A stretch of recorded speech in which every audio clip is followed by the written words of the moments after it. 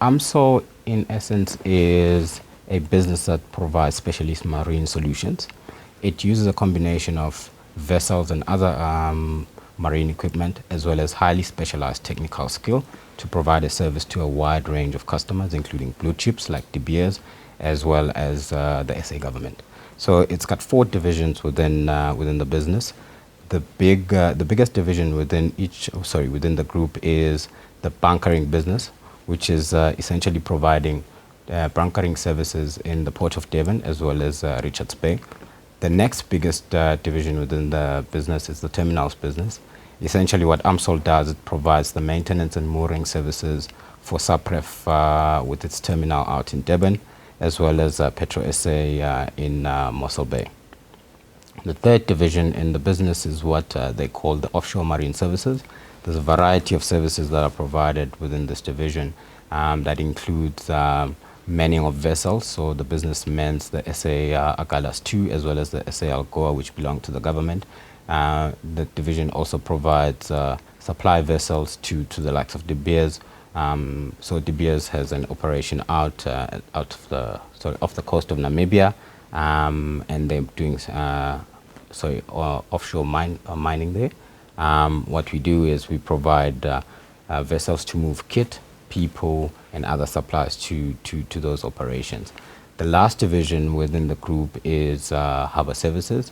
Essentially, what the business does, it provides towage and berthing services out in the port of Beira for Vale. So those are the 4 key divisions within the group.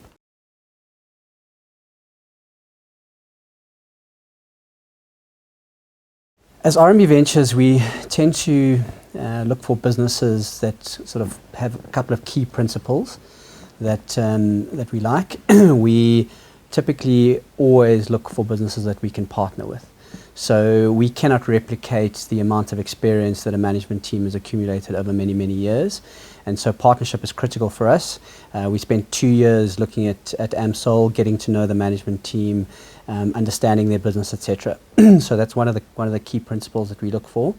We typically look for businesses with strong track records, with proven competitive advantages, etc. And Amsol certainly fitted the bill in terms of a couple of those criteria.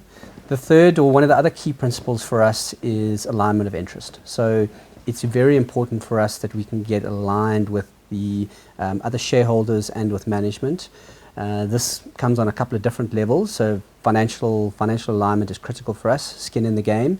So in Amsol, roughly a third of the business is owned by the management team and the employees. Everybody from the bosun all the way up to the chief executive has a share in this company. It's very important, I guess, for Amsol as well, because it's a services company and it's clearly a people's business, and we think that is a key driver of success. We talk about alignment on different levels too. So culturally, that's why it took us 2 years to get to this point where we got the deal. The management team and the employees need to understand our values. Our values and their values need to mesh, and we need to make sure that we can get on, because this really is a long-term relationship. It's 5 years for us minimum, maybe even longer.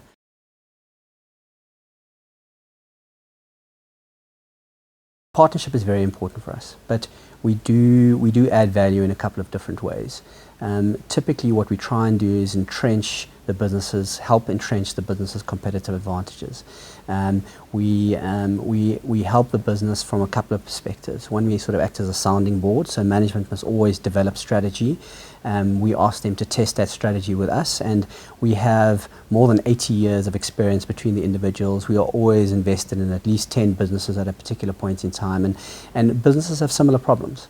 A lot of them are dealing with issues from labor to how to optimally fund the business. What's the right strategy, culture, what makes a winning culture. We believe our experience helps with issues like that. We introduce businesses to new markets. The FirstRand network is well represented on the continent. Amsol, for example, really wants to expand its footprint even more into Africa, and we can help develop relationships and introduce the business into these new markets.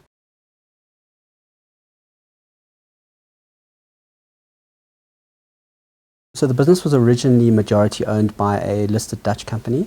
and it was given the nature of this business, we felt it was very important to bring the right mix of skills and experience from a shareholder perspective into play. So we were very careful in terms of how we structured the deal. It's now 100% South African owned. Roughly a third is owned by management and the employees. As I said, every employee has a stake in this business. We brought in a partner of ours, the Mine Workers Investment Corporation, through a joint venture that we have with them. And we brought in another entity, Pan African Capital Holdings, who also have, we believe, the right mix of skills and experience. So we really have a great mix of shareholders in this business that we think will be critical to take the business, to make a success of the business. And the other very important element of the transaction is that it's majority black owned, which we believe is critical to its success. It's the right thing to do. RME firmly believes that we need to continue to transform in the economy.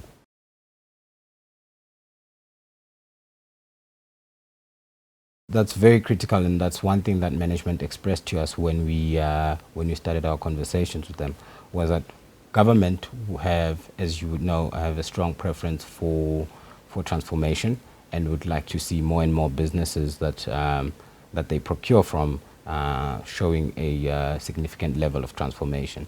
And with the business previously being majority owned by a foreign entity, that actually presented some challenges for Amsol in the market.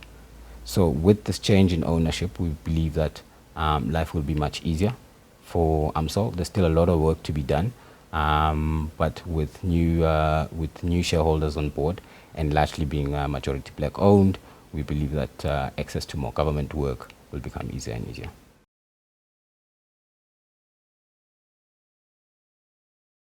I believe there's a lot of opportunity for Amsol within Operation Phakisa. We are yet to unpack the individual opportunities there. So I'm personally looking forward to seeing the business grow alongside government's initiative of Operation Phakisa.